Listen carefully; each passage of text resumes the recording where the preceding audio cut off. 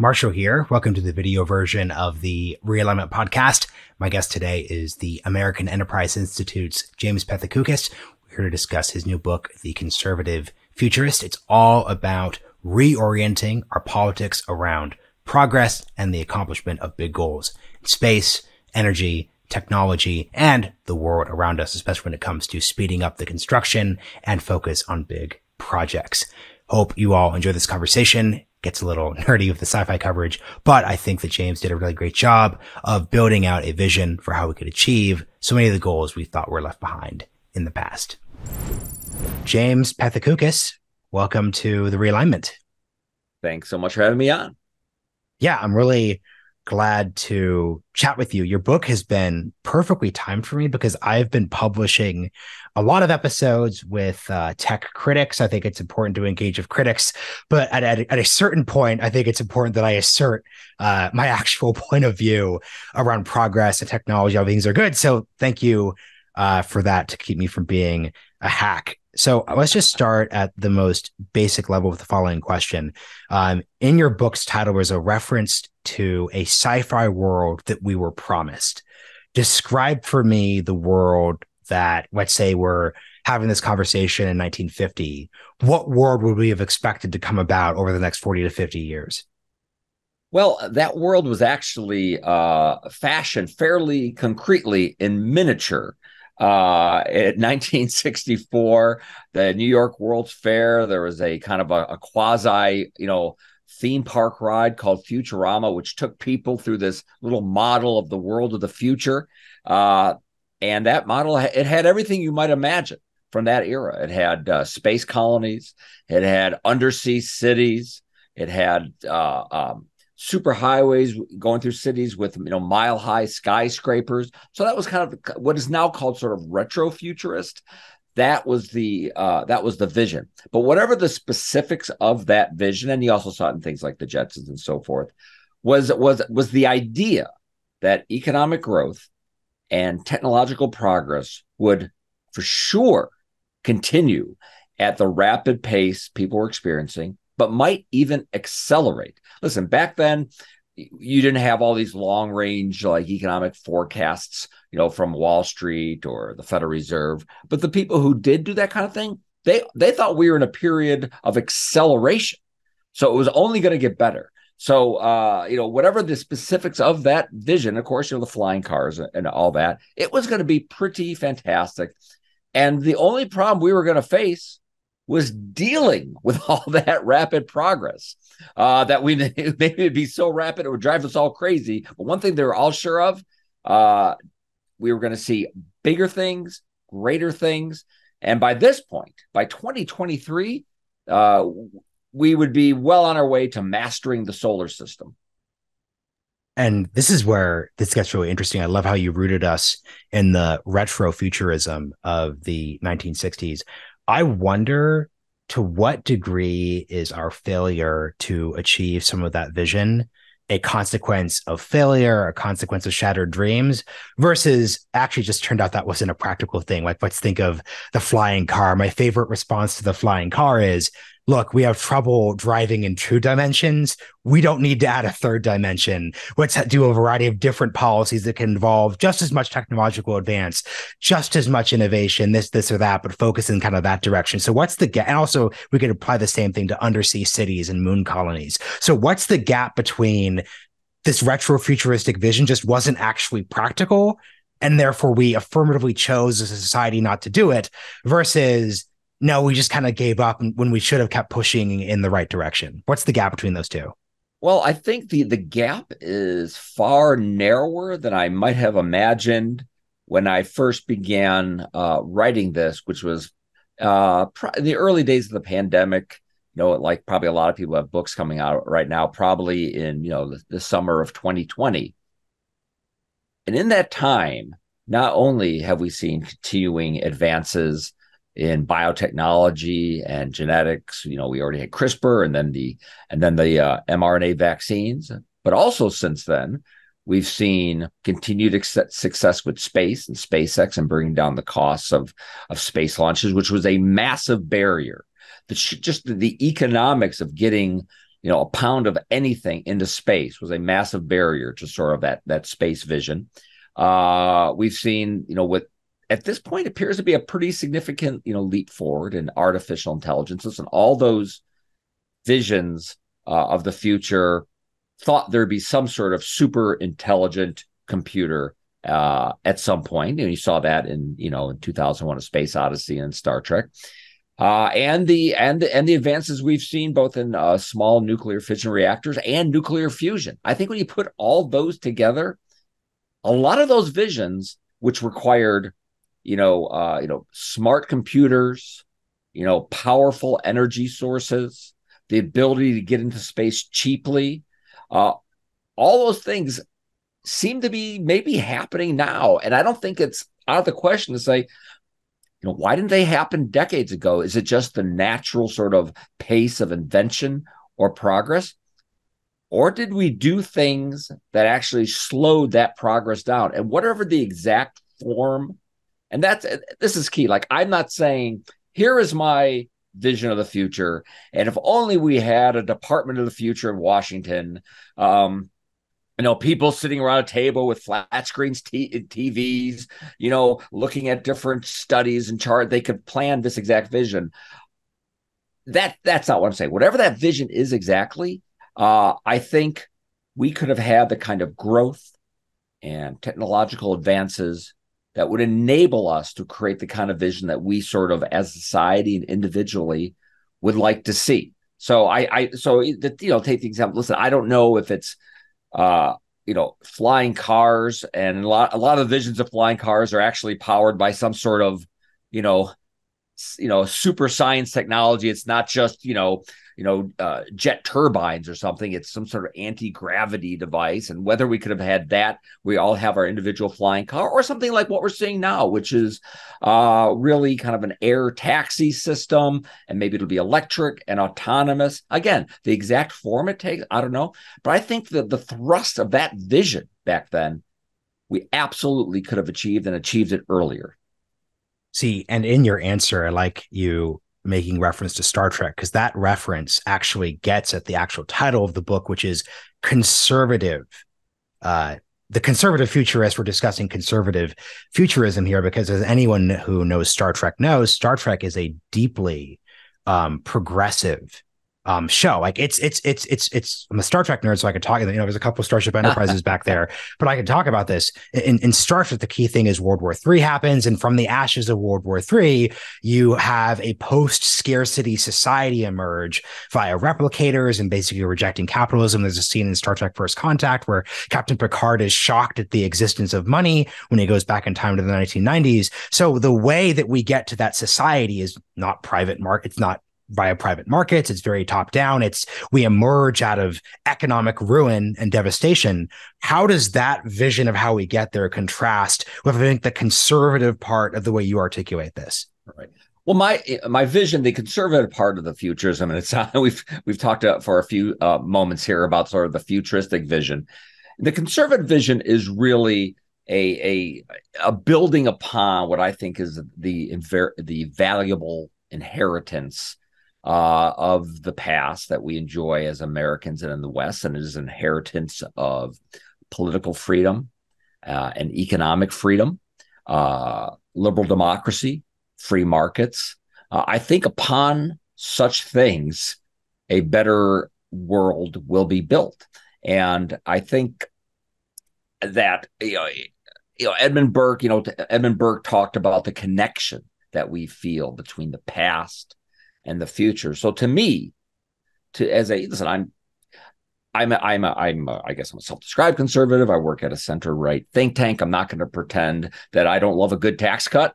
But I think sort of the deeper message here is that what I want to conserve is our sort of liberal tradition. And this is probably as good a time to make a point, is that you do not have to be a center-right person to enjoy this book or to have or to think hard about the kind of future that you would like to create.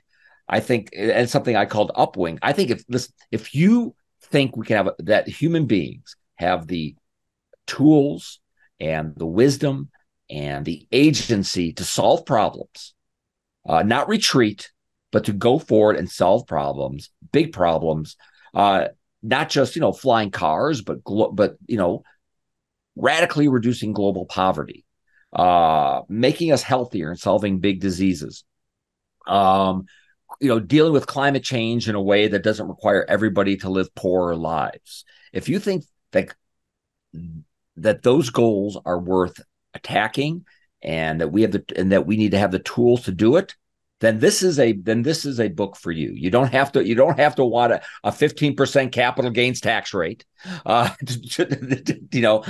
as awesome as that would be, to enjoy this book and I think connect with this book.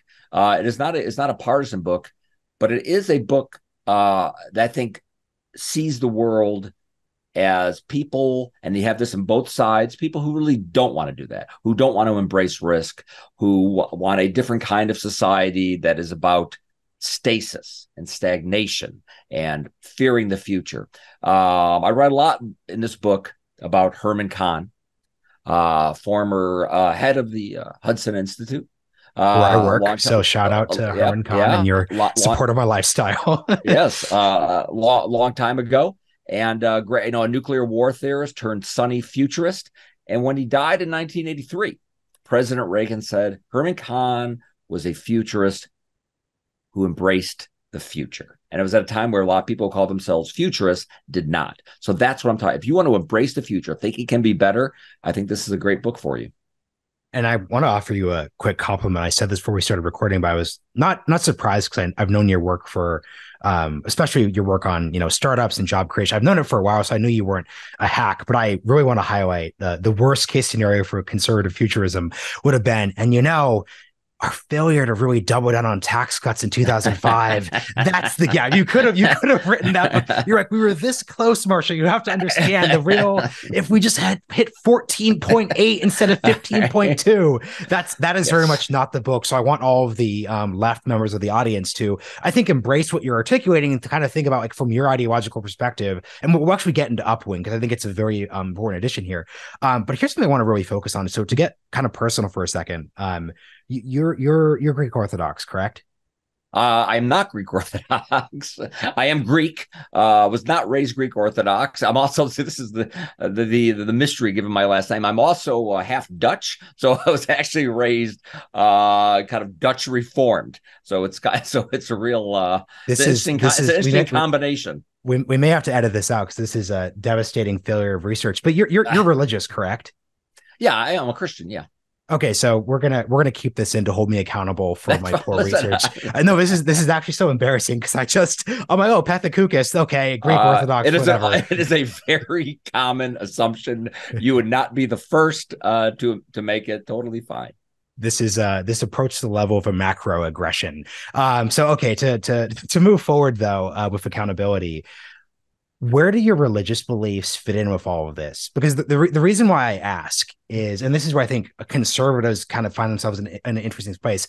There's kind of the techno optimist part of Silicon Valley is deeply libertarian to, I think, the point where a lot of what gets people particularly excited, I think, gets a little, complicated from a religious perspective, from a traditionalist perspective, conquering death, benevolent AGI, et cetera, et cetera, et cetera. So I was just curious, kind of from your religious background and coming from, once again, your rooting in center right to conservative policy world, where do you interact with those more libertarian visions of basically untrammeled, unconstrained optimism about the future? Yeah, the book is not about creating a utopia. I think as long as we have human beings inhabiting this earth and elsewhere, there will be problems. One of my favorite bits of sci-fi, and I talk a lot about science fiction because I think it's important, something far beyond entertainment, is a sci-fi series called The Expanse. Mm-hmm. It's a book series and a very good television series, and it shows a future, so a couple hundred years in the future, where man has moved out into the solar system.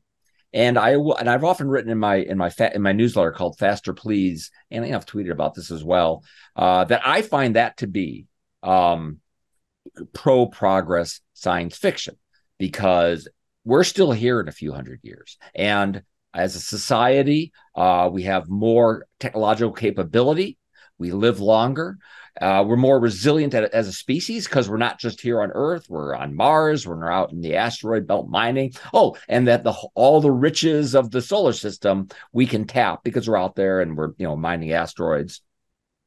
So, given how much of sort of the futuristic fiction and forecast, especially among some environmentalists, is a tomorrow of gloom, of failure, of civilizational collapse. To me, if I can find any science fiction that says we're still here, and that's great. But a lot of people do not view it like that because it's not utopian. There are problems. There's a lot of people are unemployed. We still had climate change.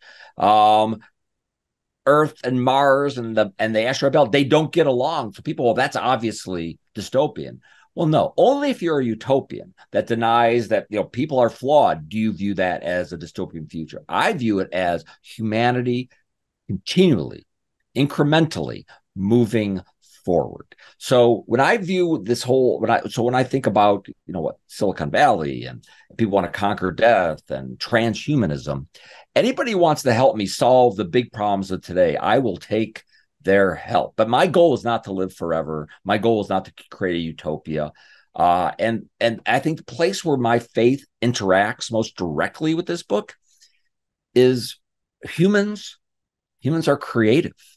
I think to deny sort of the creative spark inside us, that divine spark, to me, is to deny my faith. So I'm talking about a world of creativity, of people using the tools they've been given to do stuff with them, to create a better world, to solve problems. And again, not to create a utopia. So to me, it fits in very well with my faith. And every time someone creates something, to me, that is a wonderful, kind of almost, divine act, the divine fire of our own creativity. So that's just a look at, a lot of this book is about nurturing creativity. It's not about creating. It's not about essentially planning a future.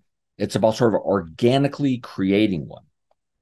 And for folks who want to watch The Expanse, it's available. I haven't watched it yet, but it's available. Sci-Fi Channel originally. Now it's on Amazon. I think it's over now, correct? It is currently over, but because it didn't go as far as the book series, all the fans are hoping that it will come back and finish the final round of books, which would be awesome. Jeff Bezos is a big fan, so hopefully he still has some pull over there. Of course. So that's a quick shout out for folks who want to kind of dive deeper. But you raised a really interesting point about your articulation of why you actually think the Expanse is optimistic, and you kind of actually raised that Star Trek versus the Expanse context that came from earlier, because the key thing is that Star Trek is utopian because, once again, technological progress has ended scarcity.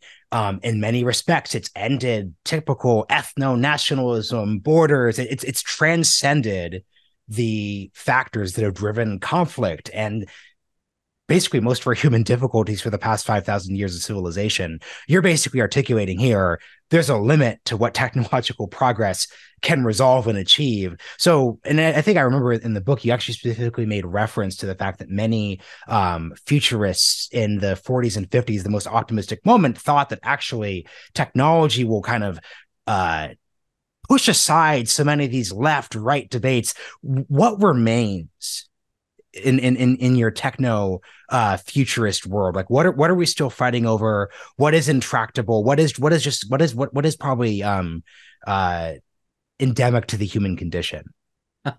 Well, people, I think, and we constantly display just an extraordinary bit of creativity and imagination, which is manifested in the physical things we create and the stories we tell.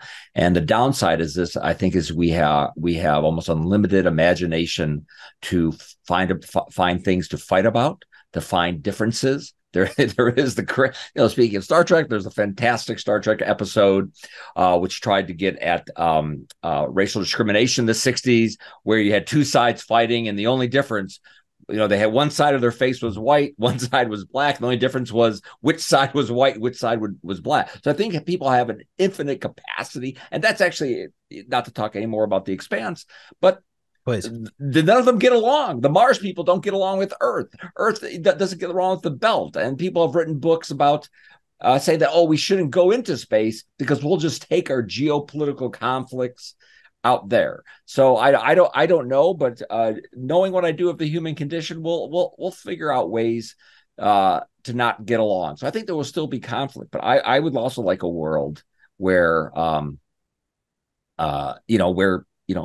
people can try to achieve their dreams and have the capabilities to achieve their dreams that they currently don't have. I think the worst thing we could say to someone who is poor in this world is that you can't live like Americans do, or Germans do, or the Japanese do. So that's kind of where my focus is, making sure people, do have that opportunity, because this isn't just about people in rich countries having, really great lives and living in mile-high skyscrapers.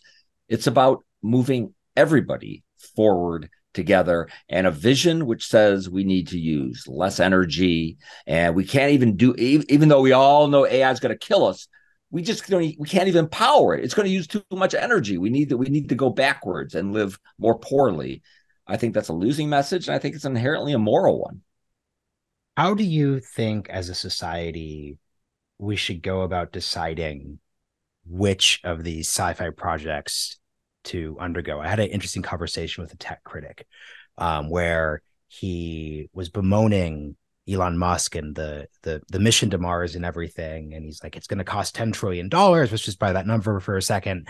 It's a huge waste of money. We should spend that money fixing problems here on Earth. And the obvious response to that is basically, well, I mean, he's deciding to go on this project, let him go on this project. But the critic raises a valid point, which is, well, yes, Elon could do what Elon wants, but also that project involves government resources. SpaceX has a lot of big government contracts. So there's a kind of complicated mix here. So on the one hand, I don't want society to tell Elon he shouldn't pursue big projects, because I don't think that, because there's a lot of, why do we have Starlink? Because he pursued his big project. So that's kind of like the circular part of this. But how do we as a society understand this intersection between the private sector and the public nature of oftentimes the funding and societal will in those parts? Called the competition of ideas. If someone does not want us to go into space, or at least does not want to have a public aspect of it, I would say somebody like Bernie Sanders, who's very critical of this effort, they can make their case to the American people, and maybe we will fund it, and maybe we will don't. What mine is a book of persuasion. I want to persuade people that it is worthwhile to pursue some projects at a government level, while allowing entrepreneurs and the private sector to fund things that they find to be valuable. And maybe those things will pass a market test. Maybe they won't. For a long time, the market test for moving into space was a pretty bad proposition. It was super expensive, and we decided not to do it. And then perhaps at the very moment when we were most pessimistic, SpaceX started up and showed, guess what? You can do it. So things that seem uneconomical today might not be uneconomical tomorrow. And we will decide this thing as a liberal democracy. And oftentimes the decisions won't be what I want. Right now, I would like to spend a lot more money on scientific research. That's really not happening right now. Hopefully my book and my other work will incrementally make that more likely. So the people I think who are most worried about that are worried about what we'll decide as a society to do, who don't ultimately have faith in democracy and wish there was a ministry or department of the future that could make those decisions and impose them. I don't want to impose anything. I want to create a garden, a buoyant, verdant garden of opportunity where we will all make choices about what tomorrow will bring. And again, it's a competition of ideas, and I hope my ideas can win that competition through their persuasive power. And I really love that answer, because I think it gets at that's a really strong defense of democracy. I asked, how does this work? You're like, well, we do podcasts and you write books, and then as an elected representative is capable of watching the I know YouTube it's an old fashioned view, I think, right now, like democracy, and we choose, and sometimes you win and sometimes you lose. I just feel like I've been losing for 50 years. So hopefully the pendulum will swing a bit. And I think there are a lot of good reasons that the pendulum will swing, and that the next 50 years will be one of perhaps a bit more risk taking and a bit more imaginative approach to what positive approach to what the future can bring. Well, and I love that. I'd love for you to actually speak about, let's go with the what went wrong category. I just did an episode with a Bloomberg reporter about the history of the space shuttle program. And my clear takeaway from just doing some basic studying of the space shuttle program, it was an enormous strategic error when it came to NASA, in the sense that it wasn't something that was publicly sustainable. Let's put aside the safety issues and death and everything, obviously, but just it didn't capture the imagination the same way the mission to Mars that Elon Musk has pursued is captured. It doesn't capture the imagination in the same way the mission to the moon actually captured the imagination. So if you're going to have public projects, if anything, the success of Elon's efforts, I think, is a demonstration of the need to kind of go big, have the big vision. I think that's kind of like, I think, my best interpretation of your upwing ideology, or that like discussion of it. So I'd love for you to kind of just go into what is upwing. You've made a reference to it a couple of times. It's a good way to understand this. I will do that, but let me say one thing about the space shuttle. By the end, it didn't there wasn't a lot of public enthusiasm about it, and it was kind of like, a space bus or space truck.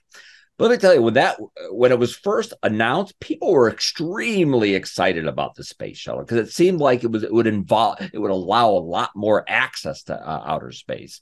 So I think there really is a sort of latent interest in space that Elon Musk has tapped.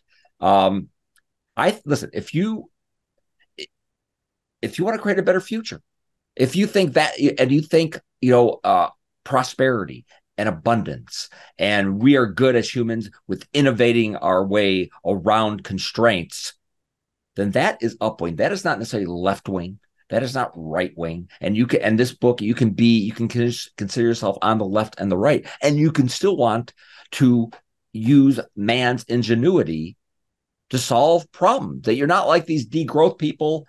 I'll tell you, this was an amazing moment for me, where I went to the, I'm in DC, and the Smithsonian Institute was having this huge kind of like futurist exhibition. And I'm like, well, great, that's awesome. I cannot wait to go. So I went there, and it was a vision of the future that that was right out of sort of the limits to growth, the pessimist 1970s. There was nothing. There was maybe one small exhibit about space, nothing about what was going on with nothing about nuclear energy, other than some buttons from the 70s that were against nuclear energy. Instead of seeing like, cool visions of what we could create, their vision of the future was, we're all going to live in homes, sustainable homes made out of mushrooms and things like that. There was nothing. No kid would walk into that exhibit and walk out with enthusiasm like they would in, like, let's say, that 1964 Futurama exhibit. It was the exact opposite. You'd walk out and thinking, the world tomorrow is going to be super boring. I'm going to be living in a mushroom house, and I certainly won't be living on the moon or Mars, or be flying around in an amazing flying car, or taking a hyperloop. Nobody would walk. By the way, to have an exhibit about the future in 2020, I think this was actually 2021, and not even mention Elon Musk. You can like him or hate him, but he is an influential entrepreneur in both electric vehicles and AI, space, obviously. And to pretend he doesn't exist, that's amazing. So to me, that was a downwing exhibit, an exhibit about constraints, about problems, about dealing with problems through retreat versus moving forward. Listen, any tool we create is going to create other problems. and then we'll solve that too. That's been the history of progress, and yet we keep moving forward. The huge cultural change that humanity had 500 years ago was thinking that it had the agency to create a different kind of world, that tomorrow wasn't necessarily going to be just a different version of today. And that is, I think, fundamentally what an upwing view of the world builds on. I hate to bring it up because maybe it's a cliche now, but in the film Interstellar, which is about a society that turned its back on progress and then found itself facing an existential problem that it did not have the tools to solve. The main character, played by Matthew McConaughey, said, we used to look to the stars. Now we just look at our place in the dirt. That to me it's a fantastic upwing film, and really captures the kind of philosophy. I'm still looking at the stars and what we can accomplish, not thinking we've already invented everything that's worth inventing. I love that answer, because I think you could tie what you just said to the make the public argument issue. Because if, let's say, folks who are primarily focused on climate change and energy policy, if they ignore the Elon Musk dynamic, they ignore the fact that mushroom-based sustainable homes. Like, let me put it this way: if you think that there's a $10 trillion pot of money, and we're as a society going to decide, does this go to fixing the climate or does this go to space? Elon Musk's vision is going to be sustainable mushroom homes every single time, from a pure, whereas we as society are going to dedicate public goods. So that's why I think even within that argument about space versus the environment and technological progress, let's assume that, let's pretend there is, I don't think there's a trade-off. I think that's kind of the point of this philosophy, but let's pretend there really is that literal of a trade-off. The circular kind of disaster that they've run into is the degrowth mentality can't win public arguments at the scale necessary to accomplish the supposed goals thereof. I don't get the sense you could degrowth your way to a serious public investment in climate change. And that's the awkward dynamic here that you're kind of facing. No, I think we unintentionally saw a real degrowth experiment during the pandemic, when we had a period of shortages. We were shutting down the economy. We didn't have a vaccine ready to go. And how did we like that world? How did Americans love going to the store and not seeing things on the shelves? Or even just not having Amazon deliver something as quickly as it had in the past, because supply chains were snarled. There is zero appetite for that kind of approach, except maybe a small minority who have a certain preference. And if you want to live your life like that, go ahead. Most people, even in rich countries, don't want it. Poor people in the world want to get richer. And so you're wondering how that degrowth world would ever happen. It seems to me that it would be through compulsion. It would ultimately be through compulsion. And when I've read some degrowth literature and fiction, there is a strong undercurrent of people being forced to go that direction. And that I think that is not the competition ideas. That is just pure the state having the ultimate means of violence. And that is not what my book is about.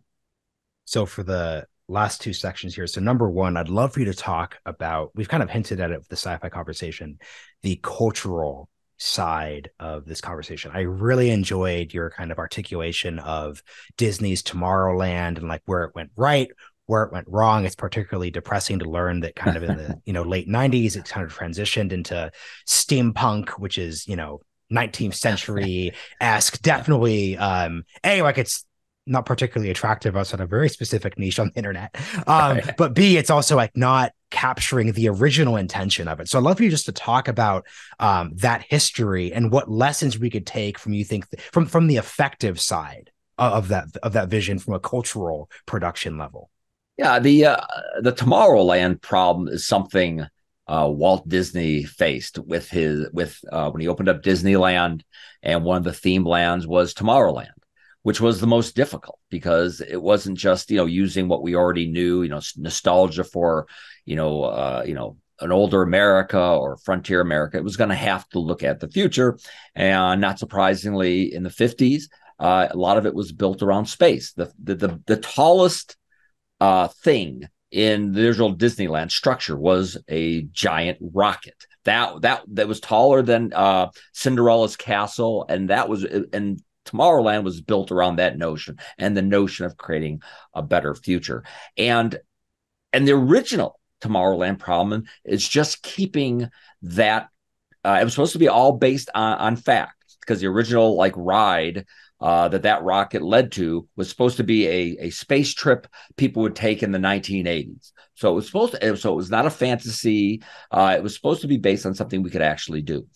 And the problem they faced after a few years was there was so much rapid economic growth and something new being invented every day that Disney complained that Tomorrowland just kind of looked like, instead of being ahead 15 minutes in the future, it looked like it was 15 minutes behind the times. And he said, instead of Tomorrowland, we're getting Todayland or Yesterdayland. The retro part. It starts to feel this retro very quickly. Right. But then that changed.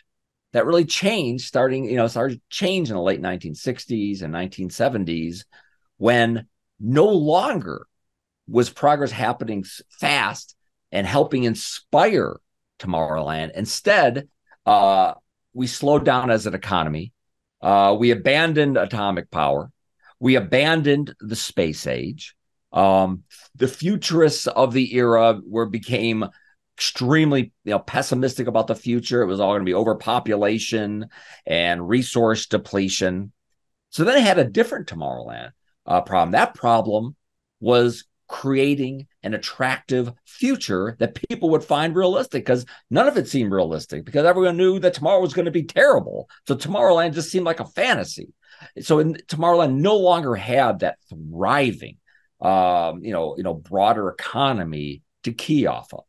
And eventually they just gave up. They gave up trying to create that kind of future. And they dabbled with Jules Verne and steampunk, and they dabbled a lot more with science fantasy and Star Wars, rather than trying to focus on thinking and being inspired by the world around them to creating a plausible future that people would also find aspirational. And that problem just hasn't gone away. I mean, the biggest new exhibit, I was just at Disneyland for the first time in a long time, was the new Star Wars exhibit, which is awfully cool. I loved it. I felt but you know what? It's still based on science fantasy, not a world that we're actually going to create. And I think we need images of a plausible images of a future we'd want to live in, if we as a society are going to take risk. Because if we take risk and we embrace change, there will be downsides. Some people will lose jobs. Sectors will rise, sectors will fall. And we have to believe that the disruption that will come with change, economic change, technological change, will be worth it. And what did we just see? Marshall, with the with AI, that we had a huge AI advance, and we got to enjoy it for about 30 minutes about what it might do. And then it's been a nonstop stream of take all the jobs. It's going to kill us. We better pause it. We better nationalize it. We better regulate it.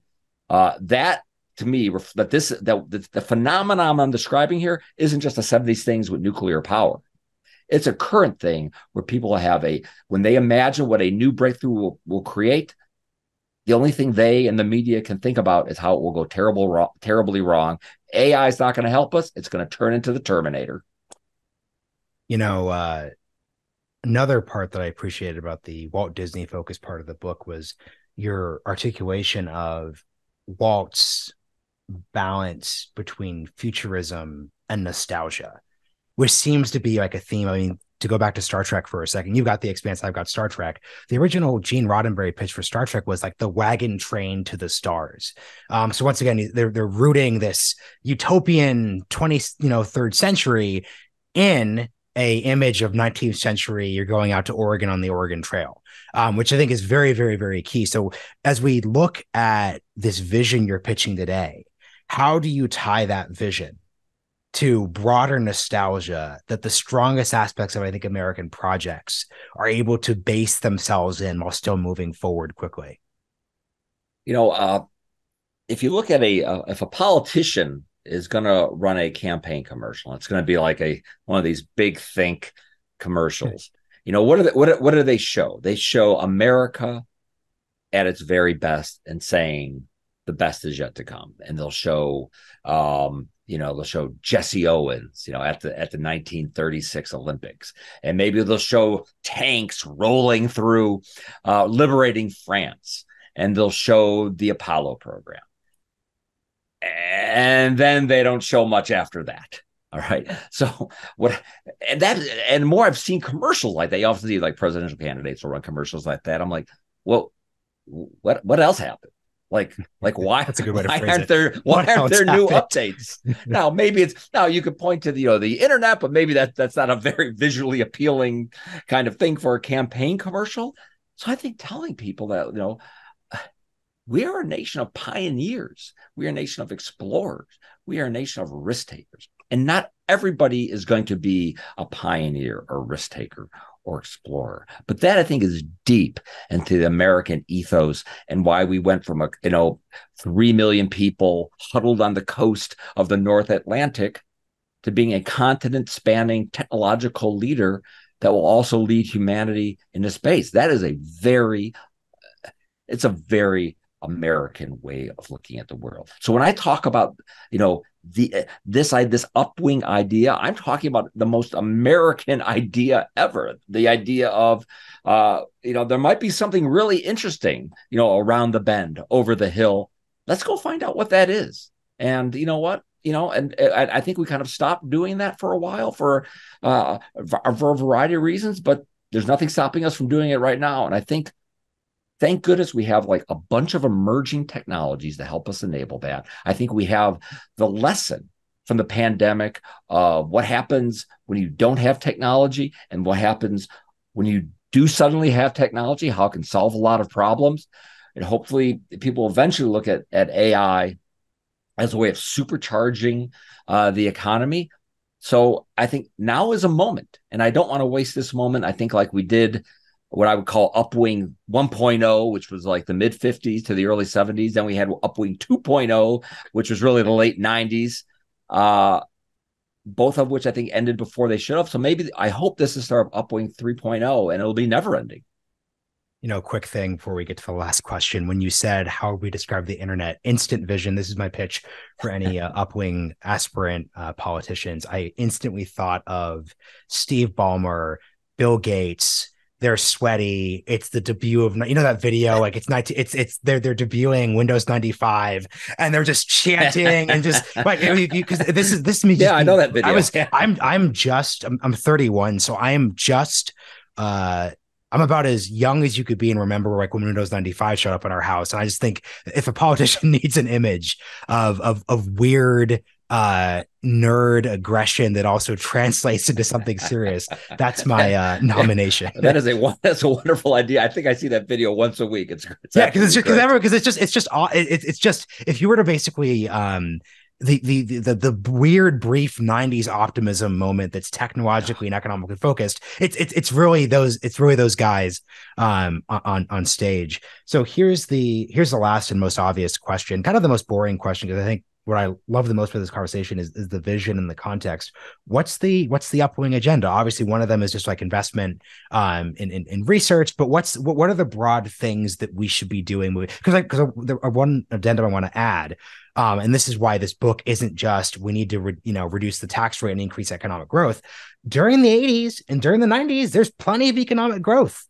Taxes are cut. The era of big government is over. It's not necessarily true that the economic performance that a center-right economist would enjoy is necessarily correlated with the sci-fi level advances that you're kind of articulating here. There has to be an agenda that's mixed in there too. So I'd love you to talk about that agenda.